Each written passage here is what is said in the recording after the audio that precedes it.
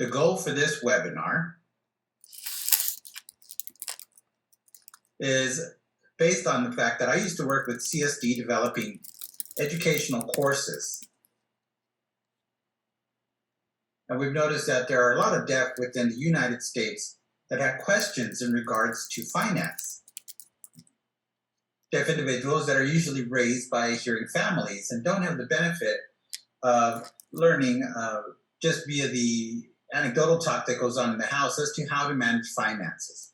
So with CSD, we've pulled in some experts to share those knowledge.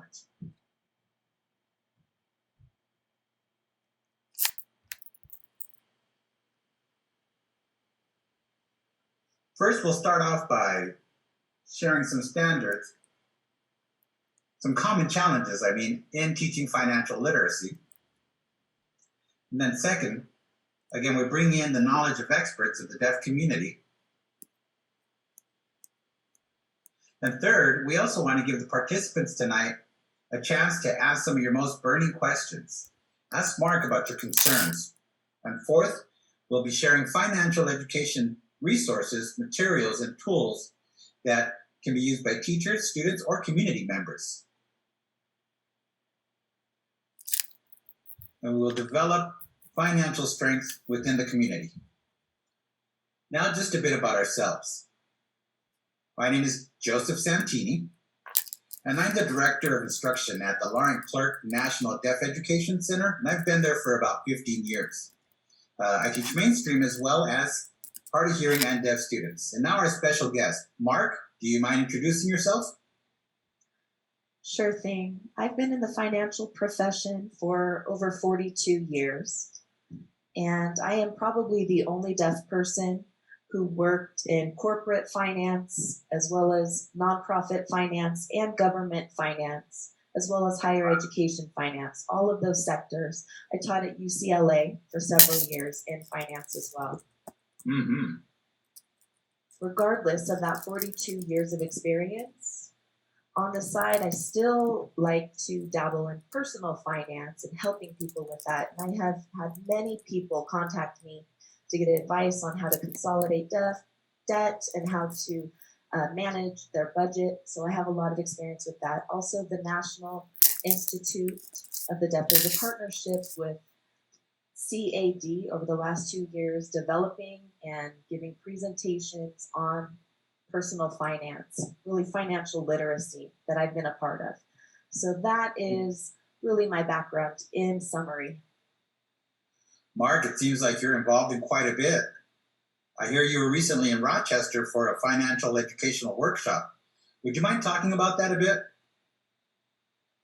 Yes, I was asked to go to Rochester and provide presentations on many topics on personal finance, net worth, cash allowance, how to develop a budget, as well as looking at planning for the future as far as insurance, investments, taxes, and retirement planning as well. So these presentations were given to students as well as staff there at NTID, and then we had a separate meeting only with deaf students. And for the next 2 days, I was busy working with the community of Rochester as well. It was a very rewarding experience, I must say, and I saw how serious the need is for a topic to be taught like this in personal finance. Agreed. I feel that that workshop was very successful, and I look forward to hosting more in the coming months. Fantastic, Mark, and your work and your contributions in the deaf community are much appreciated. I also want to make sure I introduce our CSD Learn staff, because this webinar wouldn't be possible without the support from the 3 staff members. CSD Learn's team, would you mind coming online so that people can see you on video and say hello for a second? I realize they might not be available right now. As soon as they are, they'll join in.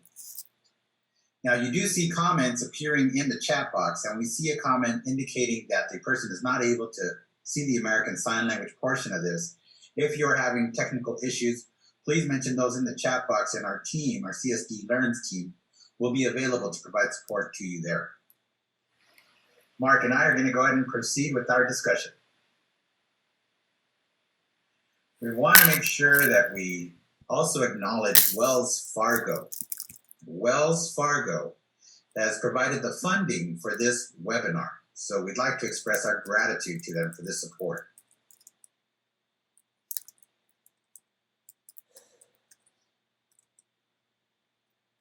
Now, before we begin with the presentation, we'd like to poll the audience and ask some questions.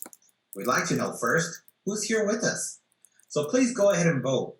Are you a parent? Are you a deaf individual? Are you an educator? Are you a social worker? Please go ahead and make your selection because we're really curious to see who's here today. There should be a poll question showing on your screen. Please select what pertains to you, and we're very interested in seeing who's here.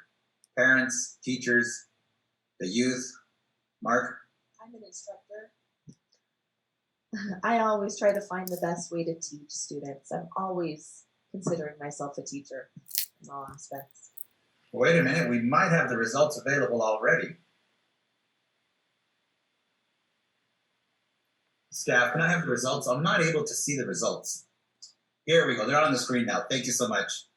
Tech support is amazing. It just popped up on the screen for me. We have 44% of teachers. High number of educators here. Wow, 33%. Social workers, welcome. And we've got a parent here. Welcome. I hope that you do learn something that can apply to your children. We've got one deaf youth. So we've got an excellent group. Thank you all for being here tonight.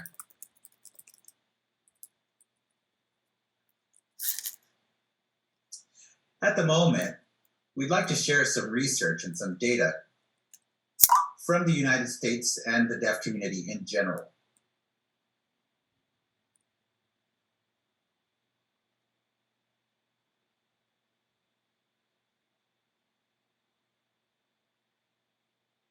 We'll start with financial security within the United States. As a whole, only 28% of American citizens are financially healthy or secure, meaning that they're not struggling financially in other areas and that they have savings and are able to make plans for the future. So they have some security, 28%. Moving along the statistics here, 55% of United States citizens and Americans are financially coping. To be financially coping indicates that there are or maybe some struggles in certain areas. Some bills can be paid and others can't. So it's sort of a mixed situation for 55% of our fellow Americans. And finally, 17% of our fellow Americans are financially vulnerable. Now, that indicates that they struggle in almost all areas, meaning their bills, they struggle getting loans, they struggle with plans, future plans, and retirement. So what do those numbers reflect within the deaf community?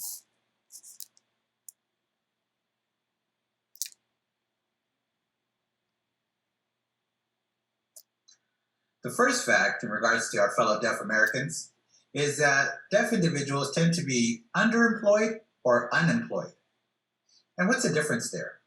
Being underemployed might mean that one has a job, but one works below their education level or their earning potential. Being unemployed means that you just don't have a job at all. So that number is 70% for the deaf community. 70% of deaf individuals in the deaf community are either underemployed or unemployed, which is a serious concern. Another average that has been discovered by research is that deaf individuals tend to earn about $10,000 less than their hearing peers. For example, if I am a deaf teacher, a deaf educator, and the hearing counterpart would earn $45,000, then based off of this research, it means that the deaf individual in the same position would earn about $35,000 only. Also, it's important to keep in mind that our community is not homogeneous. We have different mixes in our deaf community, different mixes of individuals. We have individuals that are deaf and have disabilities. We have females that are deaf. We also have deaf persons of color, and they are more vulnerable than others because they can earn even less amounts of money, between 3 to 45% less. And these numbers come from the National Deaf Center. That's their research presented there. Mark, I'm curious, what do you think about these numbers in this research? Yes, when I gave my presentation in Rochester, I learned and announced a fact that 50% of Americans, get that, 50% do not have a retirement plan in place. That's not good. Definitely not. 50%, and many have zero in savings for retirement. Nothing at all, which means that they are planning to live on their Social Security, and that's it, solely. Yikes. The second fact was that regarding emergency funds, the ideal amount is to have $400 saved for an emergency. If a car breaks down or you need new tires, whatever type of emergency may arise, you'll have those funds available. But because people don't have an emergency fund, they rely on credit cards a lot more, and they also end up withdrawing from their investments, their retirement funds to cover these emergencies, which is very unfortunate. Ideally, you should have 3 to 6 months worth of expenses saved as your emergency fund. So let's say if my expenses equal $3,000 a month, that means that ideally I should have between $9,000 to maybe $18,000, in that range, saved up. Because as you just said recently, many are unemployed or underemployed. That means they may have had a job, but they were recently laid off. This is true. That causes an issue trying to figure out how they can support themselves. So if they had this 3 to 6 months worth of expenses saved up, that could support them in the interim until they find a new job. But many people, unfortunately, do not have this. And it's very sad finding. It's very important that people start preparing for their financial future so that they can have peace of mind as well. It is.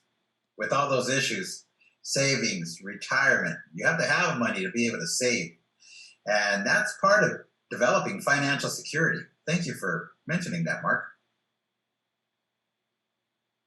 Moving along now that we've started our poll and I already asked you a question, we're going to ask one more. Why is it important for deaf people to develop financial knowledge and security? Again, we have people here from a hearing family, and many students that join us oftentimes don't have a financial knowledge or background, and sometimes have concerns about their future. I'm wondering, the educators here, have you had any experiences like that with the deaf youth?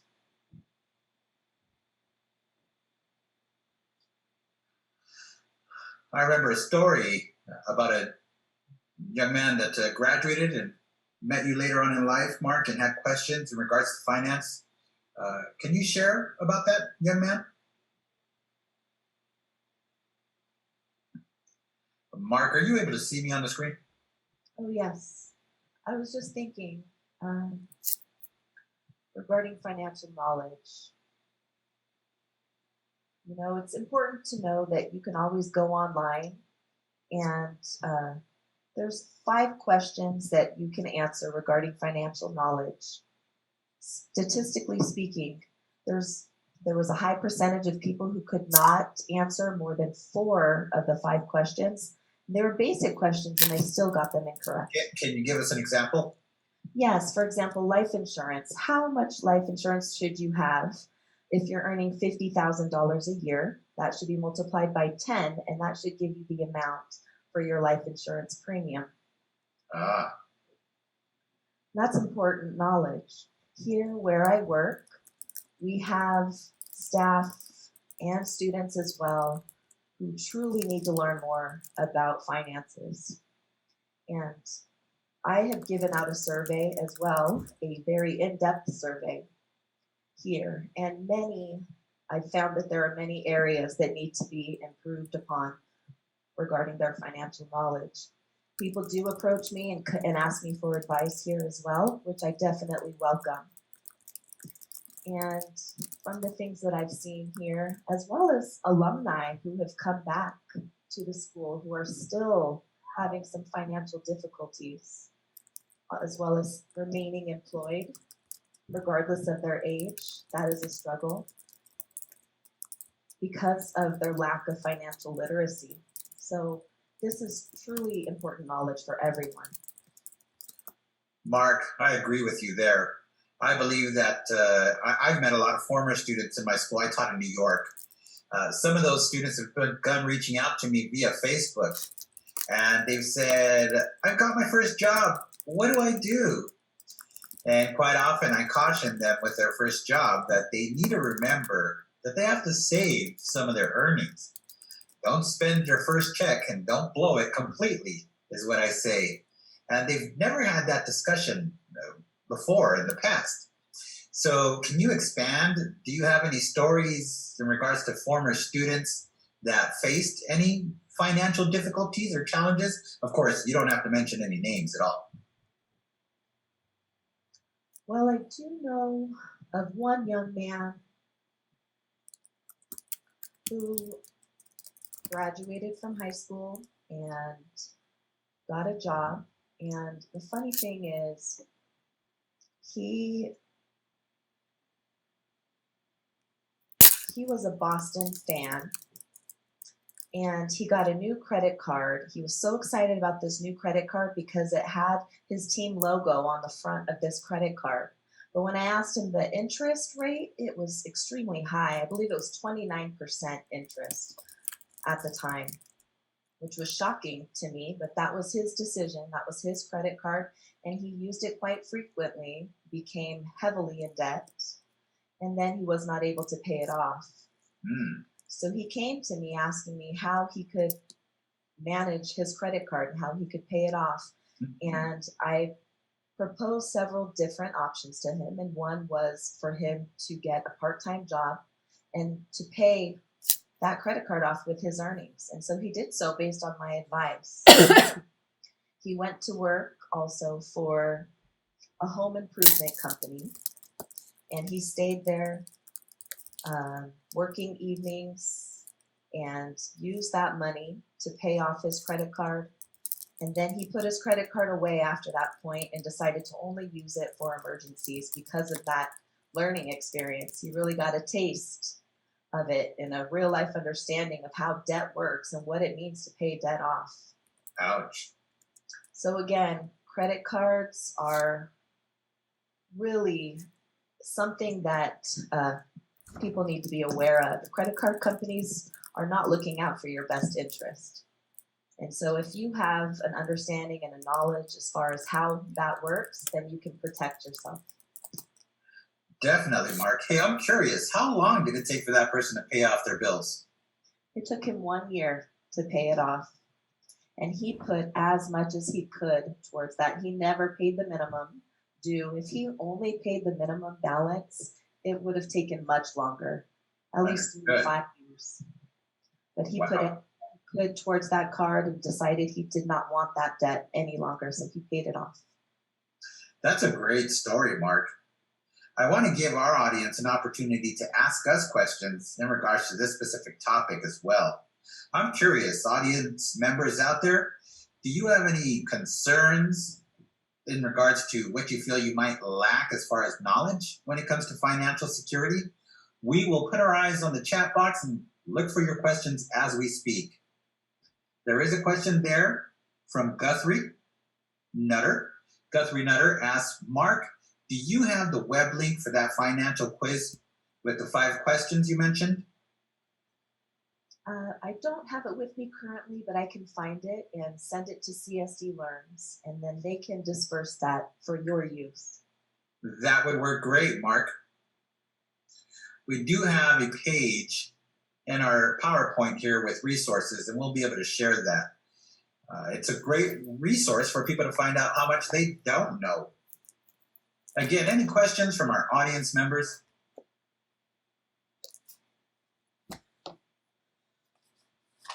If not, we'll go ahead and move on to the next topic. As you can see in our slides, there's 5 arrows or 5 steps. This is one page describing the 5 steps to building a financial foundation. The first step is for an individual to get a handle on their situation, which means you've got to understand your finances. Mark, do you mind detailing how people can do that and what the best process is? First step is to get a handle of the situation that you're in. The second step is to make a list of what you own. If you have a checking account, enter the amount in that checking account. Enter the amount in your savings account, as well as all of the investments and everything that you have that belongs to you. And then on a separate piece of paper, write down what you owe. List all of that out. That includes credit cards, car loan, maybe your mortgage, your student loans. And that is the first step to see where you stand and if you own more assets compared to liabilities. If you have more assets, then you have a positive net worth, and that's good. But if, on the other hand, you owe more than you have in assets, then that means that you have a negative net worth, which means you're in trouble, and you need to start a plan to get out of trouble. Clearly. So that's the first step. And then the second is developing a budget and ensure that you spend less than you earn. Oh, hold on, Mark. I think that's our next topic. Let me ask some more about the first part in regards to credit reports. Is that an important part of this process as well? Yes, it is. It is very important. Because if you have a low credit score, it will be tougher for you to borrow money in the future, and it will take a long time. Secondly, right now, there are many employees or employers, that is, who look at your credit score before even hiring you or offering you a position. They look to see if you have a good credit score. Thirdly, if you want an apartment and you have a bad credit score, you will not be given a lease. There are many apartments who look at your credit score, and if you have a low score, it means that you will not be able to pay your rent on time. So having a high score reflects that you have great financial responsibility, that you pay your debts on time. All of that is important. And once you're ready to purchase a house in the future and you want to take out a loan, that bank will also look at your credit score. So yes, it is very important for your finances as a whole. So to summarize, 3 tips for our audience today. 1 is make a list of everything you own, your assets. And make a list of everything you owe, your liabilities, and compare them. And it should be that you own more than what you owe. And also, check your credit report, because your credit report impacts many areas of personal finance. So, Mark, I'd like to ask our audience now for their thoughts and their understanding of their own finances. So, audience, I see that we have 2 questions in the Q&A box.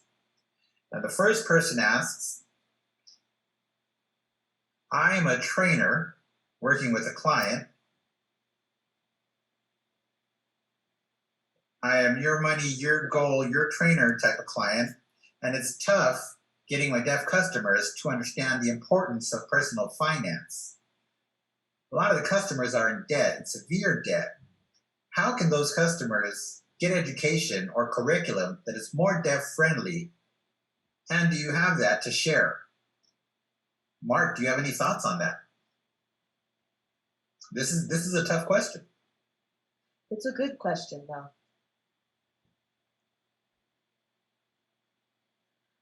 You know, as a financial advisor,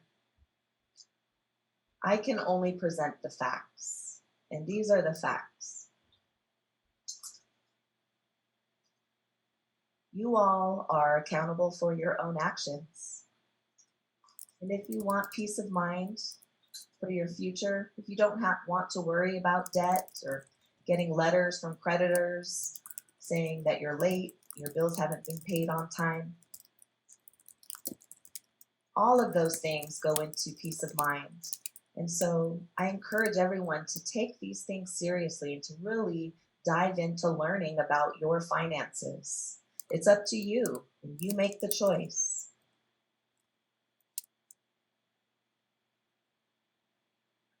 But I guess a good marketing plan with your part would be to show what things look like, or to give examples, or you could develop an actual book or a plan, a mock plan, as far as what everything would look like with charts.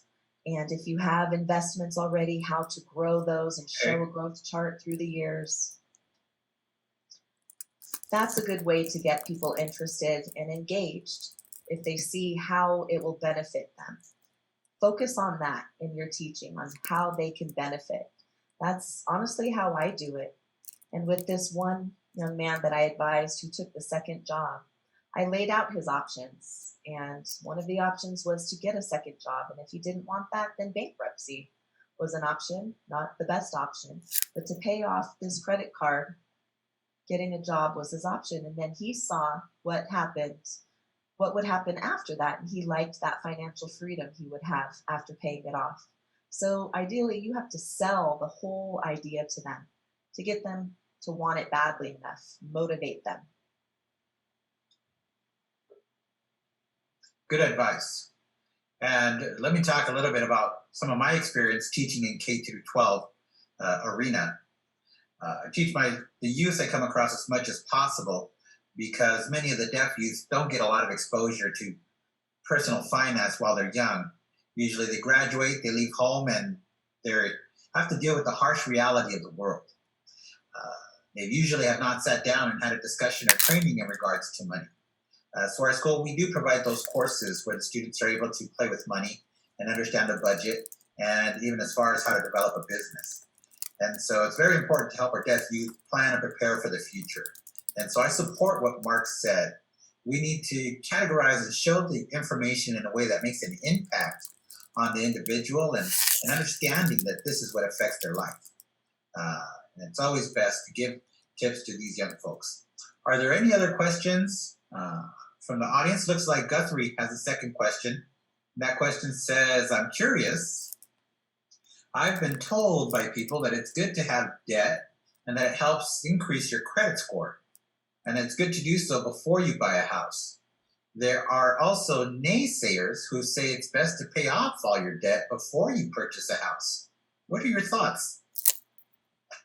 Well, having a few credit cards with a 0% APR is okay. In fact, I have them. And if you don't use them,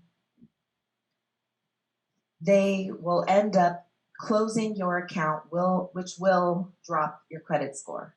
So it's important to have a credit card and maybe use it once a year to maintain your account, to keep it open, and pay it off right away. And then they'll look at your payment history. If over 60% of your credit score is your payment history and the amount that you owe. So if you make all of your payments on time, your score will go up. If you owe an amount and you pay it off right away, that also will keep your score high. So that's been my experience with credit scores. Thank you, Mark, for sharing that. We do have one other question, and then we'll move on. This question comes from Brita. Looks like a cool question. It says, if we could go back in time and give your 23-year-old self some advice, what type of financial advice would you provide to yourself? And what would you do different? And this is Joseph speaking. For myself, my advice would be, don't spend too much at restaurants. I have such a heavy temptation because I grew up in New York City, and I tend to spend $100 to $200 going out on meals. So I have to watch that, going out with friends to eat. And of course, when I was young, that was so much fun. but I feel like I should have been more mindful that the food needs to last for more than one night. That would be my advice for myself. Mark, I'm curious. What would you tell yourself? Well, when I was young, my very first personal finance book that I bought, it was called The Only Financial Guide That You Will Need. And it's still actually being sold to this day. And that book really covers everything you would need to know about your finances. Hmm. I think it's in its fifth or sixth edition, and it's always being revised and improved based Nice. on our world as our world changes. And so that is definitely a good book that I use to guide me in my time. As opposed to today, in these days, a lot of colleges are offering degrees in personal finance. Not most, but there are a few out there. Whereas in my time, there were no courses in that. There was no type of certified financial planners. There was nothing that exists. Yeah, things have changed. Definitely. So, based on the books that were available, I purchased the bestseller at that time and worked through it.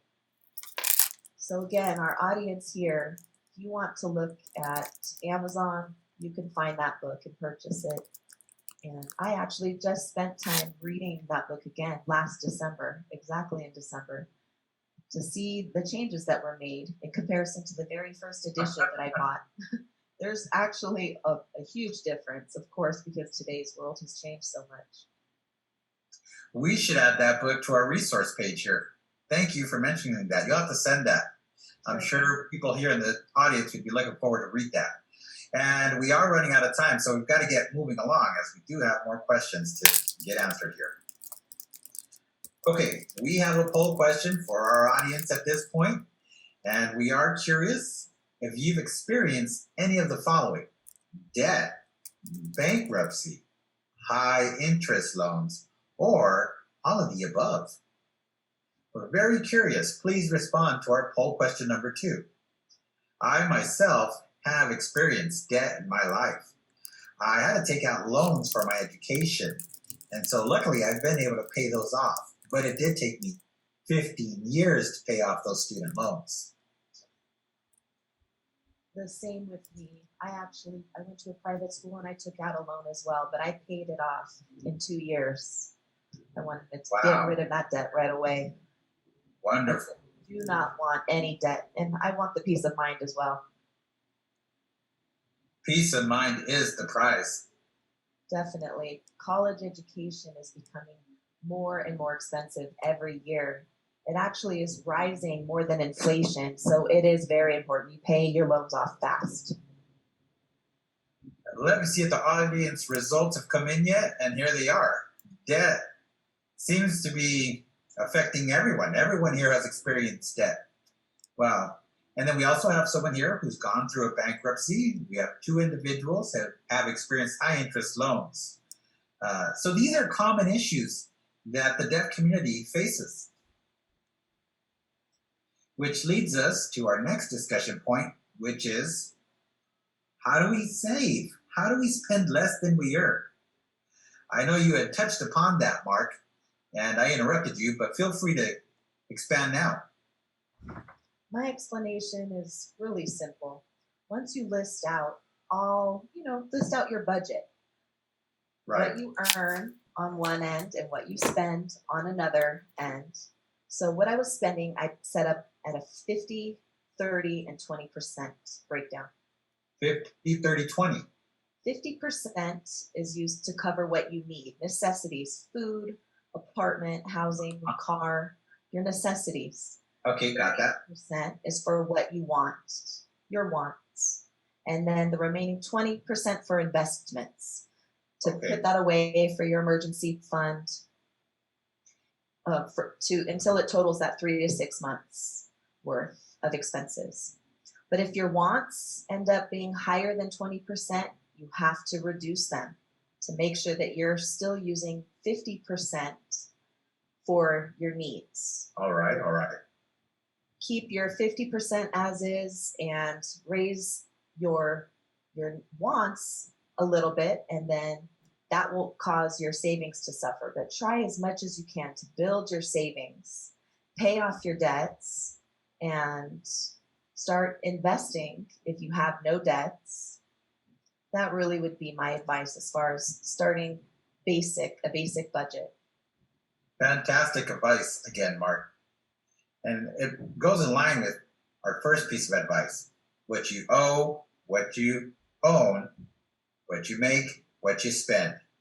Get those numbers together, and it's good to have balance. Great advice for our audience. Also, I'd like to point out, be careful with online services. With so many of us that have all sorts of online services like Hulu, Amazon, and so on, those services sometimes change their pricing without our knowledge. So make sure you monitor those on a monthly basis. Sometimes you get 1 year free of service, which is fantastic, but then at the end of that year, it's $100 to continue. So you want to make sure you keep an eye on that and verify those charges. Now, we'd like to ask the audience what they think about saving and spending. Do you have any experiences that you'd like to share with us? But let me take a look at our chat box and see if anything populates.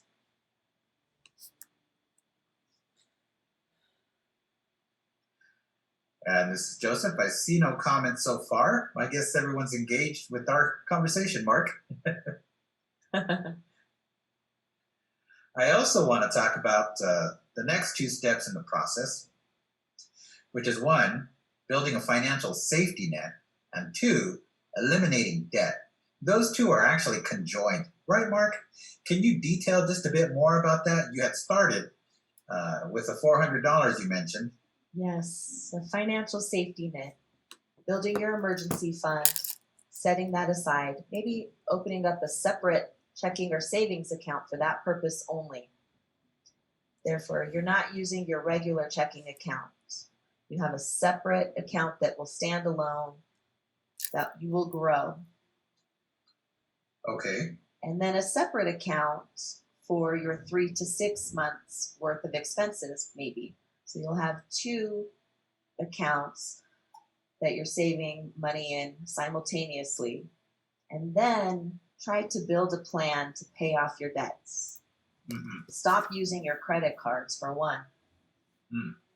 When you receive a bill and let's say it's $50, pay $75 towards it.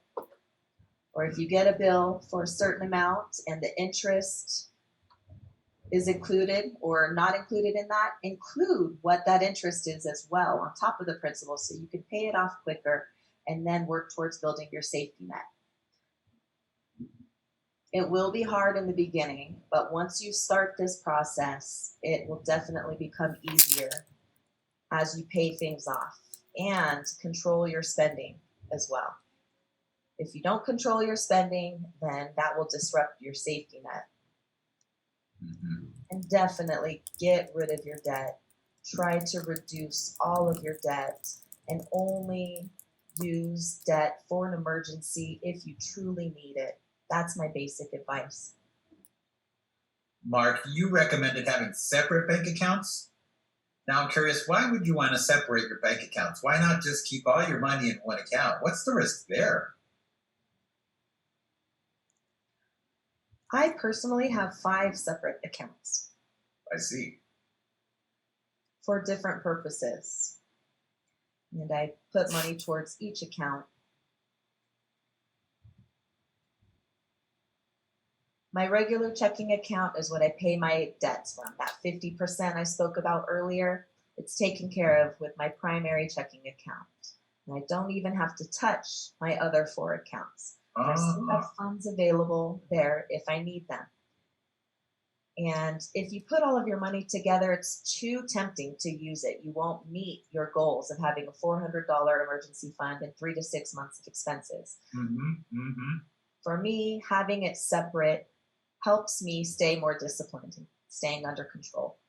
That makes a lot of sense. Again, I think this is a wonderful opportunity to check in with our audience and see if they have any questions or if they have any experiences on how they've resolved any debt challenges. I'm curious to see if there's any comments in our comment box.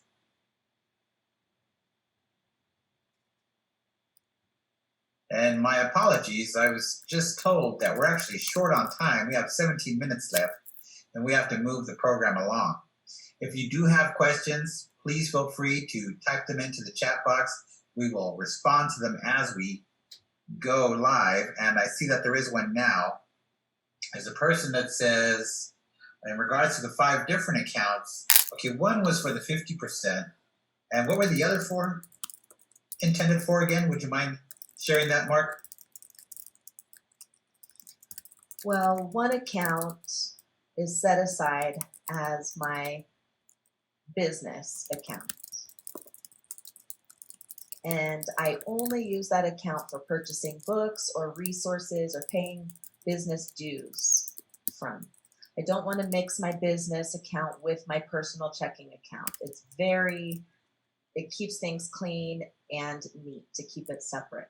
Understood. Also, I have my financial consulting business, and then I have my separate account with that $400 and another account with the 3 to 6 months of expenses. My regular account, my checking account, is the 5th. Having 5 separate accounts allows me to have more control. And let's say if I want to purchase something online, once I receive the statement, if I see an error, it's very easy to catch when you have everything separated like this. If it was all within one account, it would take much longer to go through one statement to make sure that there's no errors. When it's broken down, I can do that much quicker, and it also just gives me more discipline, keeping everything separated. In the same way that I have seven different email addresses for different purposes. I understand that. Keeps things more separate, and it helps me manage things, which ultimately gives me peace of mind. That is very wise. Okay, so let me summarize. You have your 50%, your regular bills, those expenditures in one account. You have your $400 emergency safety net in another account. And then another account, you have your 3 to 6 month savings stored there. And then you have 2 more for business and work, right? Is that pretty much it? Yes, and I keep those separate. Well, thank you for explaining that, Mark. Now I'm curious, wait a minute, it looks like another question is popular. No, it's not. Okay. Just got distracted there. It looked like a question came in. We are moving now on to our 5th and last point. If we're able to resolve our debt, how do we focus on building wealth? How do we set ourselves up for a secure future, secure financial future? Can you talk about that as well, Mark? Well, building wealth means planning your retirement, planning for your future. So once you have that 20% set aside, that will continue to grow, and you should invest it. It doesn't necessarily have to be in stocks. It could be in mutual funds. It could be in bonds. Mm-hmm. Those are safe. You can decide your level of risk, if you're going to be conservative, moderate, or aggressive in your risk. Depending on what you choose, that will tell you what kind of growth may happen. One reason why I mention retirement is, again, because like I said, there were no people who had a savings, and 50% had a retirement account. You know, these days people are living longer than ever before. So how do you intend to support yourself for those extra 10 years that maybe you weren't planning for? My father passed away at 80 years old. I may live to 80, or I could live until 90. So I have to plan for how I'm going to support myself later into my years. And through building wealth, I can do that by investing in my future. At the same time that my wealth is growing, I can also increase the money that I'm putting towards that 50% bracket of needs. Maybe I can add more to the 30%, my wants. It's never static. You can always change those numbers and percentages as you go. But the first step to building wealth is paying off all your debt. So once debt is eliminated, then one can build wealth. So let's say, as a deaf individual, if I want to start investing and I'm not sure how or where to begin, where would I go to for help? Well, my first word of advice is that if you want to invest, you have to have the money ready. Uh huh. That's first. Secondly, I would encourage one to take workshops on investing to understand the basic principles of how investing works. Many people go along and invest their finances without understanding the structure or the foundation. Hmm. So once you get an understanding of the foundational principles, then you can look to invest. And also, there's books and videos, plenty of resources out there about investing. But it's important you understand the foundations first of how that works. So I would encourage people to go to workshops and learn as much as they can about investing. Great information, Mark. And something I'd like to put out for the audience is that CSD does have courses on investment. They're free and available online. They were developed in conjunction with Wells Fargo Banking. And so they're full of amazing tips on how to get started. And Mark can go ahead and continue to share his information throughout the country with others. We'll see how that goes. And we're curious about the audience members. What experiences have you had with financial plans and implementing them? Were they positive or challenging experiences? And I do see, as I look into our Q&A box, there's a question already calculated. Okay, and this question says, is it a good idea for us to build a personal Roth IRA in addition to an employer or company retirement fund, or just increase the contributions to an employer fund without a Roth IRA? Now, for our audience, an IRA is an individual retirement account. Just to make sure everyone's aware. And there's a traditional IRA as well as a Roth. Traditional means that when you invest money, you don't pay any taxes until you retire. And then once you start to draw on that money, you'll pay the taxes. At that time, you'll be older and your tax rate won't be as high as a senior citizen unless you retire before the age of 55. Mm-hmm.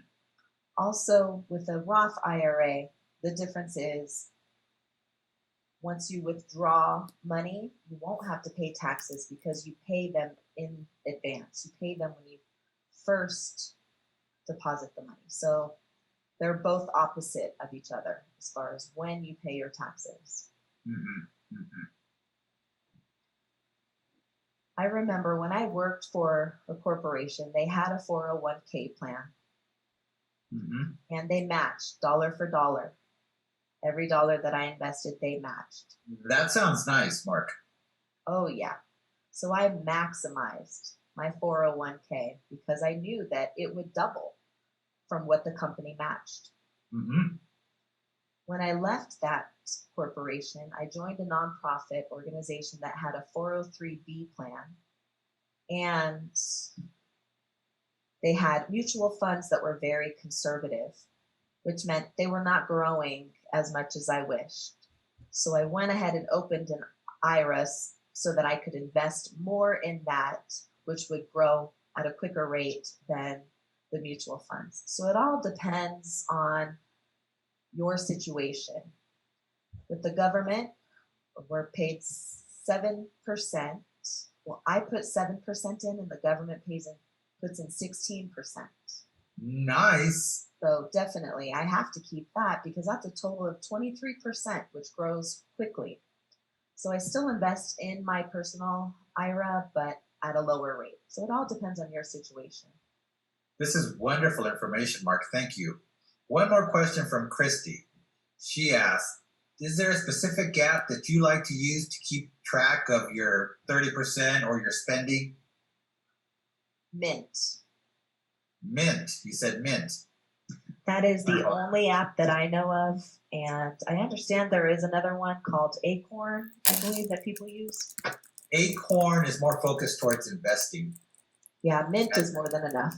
Yeah, Mint is for budgeting. We are going to mention those two apps at the end of today's webinar. Thank you for the question, Christy. I also use Quicken. Quicken. Quicken has a lot of functionalities within it that can help you plan. If you want to pay off your debt, they'll set up a plan for that. You can also plan for retirement. Quicken. We'll have to add that to our resource page. Thank you for mentioning that, Mark. It's much appreciated. And really, our last discussion question for the group, we only have 7 minutes left. So I'm curious, what financial goal do you have for the coming year? Personally, I have a couple. I want to save for a house, is one. But I'm curious what your financial goals are for the coming year. My goals for 2020? Is that what? Yes, you have one? Sure. Yes, I do. My goal is to invest more, and I also plan to study for the EA to become an enrolled agent, I see. which is an IRS license to do taxes, which I am going back into starting my own business. So once I do that, I'll put my fees towards growing my investments and retirement plan as well. Wow, Mark. So that's my goal for the next 3 months. I'm quite impressed. You have multiple businesses and you're a busy guy. I'm curious about our audience members. Does anyone in the audience have a financial goal they'd like to share? Something they've set themselves to do for the following year? I don't see any responses. This is Joseph asking who? Yes, we have an attendee with a question. I see it in the Q&A box. To pay off debt. Yeah, someone said pay off debt. Much agreed, yes.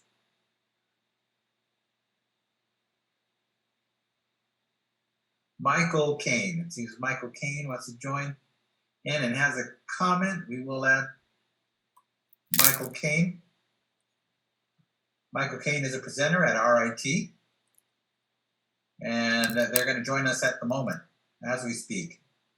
Let's see if our tech team can make that possible. While we wait, we'll ask our next question, which, Mark, how much money do we really need to save for retirement? Can you give us an idea? Is it $1 million? 10 million? What do we need? What's appropriate? My advice is to plan to save to the point where you will be very comfortable for the future, however long that is. If you want to save $5 million and retire with $5 million, you have to ask yourself if you can even spend that all. Yeah, but how do you figure out what you need? You know, my expenses every month is one part. And then I add about 20 to 25% on top of that. That's how I calculate. So I'm not only paying my bills, but hopefully when I retire, I won't have any more a mortgage payment anymore or a car payment. I'll have very basic, simple expenses. Then all of my money can go more into savings and my investments, which will just continue to grow. So I'm hoping that the goal is maybe 1 million by the time I retire, to just have that sitting there waiting for me. I'll also have Social Security as well as my retirement and my IRA, but I'll also have this money available to me as well. In order to do that, that will require a lot of planning to get there. You can't say, oh, I just want $1 million and not have a plan as far as how you'll do it. I hear you there. You know, it's just like a football game. If you want to win the Super Bowl, fine, everyone wants to win the Super Bowl, right? But how do you get there? What's your plan of action to win it? Same idea. Yep, that's exactly what we've been discussing is that financial plan. That's how you get there. Financial planning is key and reviewing it as much as you can to stay on top of it. Fantastic. Okay, the team is letting me know that we have just about a minute left for this webinar, meaning that I do have to wrap up at this point. And I'm going to have to change slides. And it is unfortunate that our time with the audience is coming to an end, but we really have enjoyed your participation, your questions, and this discussion. Right before we finish, I'd like to share our resources, our resource page. Mark definitely strongly recommends the infographic for personal finance. Mark, can you explain to us why you feel that so strongly about that book? I see that it's an infographic, meaning it uses images and vision to explain personal finance, which is important. I will have to get that for our college and high school students. You know, there are so many books out there on personal finance that I have, but I can't get my wife to read one. Yet when she saw this book, she wouldn't even let me look at it. She grabbed it before I even had a chance to read it. She enjoyed it. So I encourage everyone to take a look at it. So it seems like an accessible book. We also have connection to different apps on our resource page. We've got help on how to start financing and how to start investing and also budgeting. So make sure you use and take advantage of our online resources. Now to wrap things up, again, thanks to everyone who joined us tonight. We will have a few more webinars. This is one in the series. The next one will be in January and we'll focus on financial education for high school students. Taught by Michelle Knight, who will be joining us there. Today's session, we'll have a survey asking you about your experience with this webinar through Zoom. Please respond to that. And thank you again for joining us tonight. Thank you, Mark, for your support. Thank you, and we'll see you next time. If there's any questions, go ahead and reach out to me. You can see my email address there on the screen. Thank you again for having spent an evening with us tonight. Goodbye.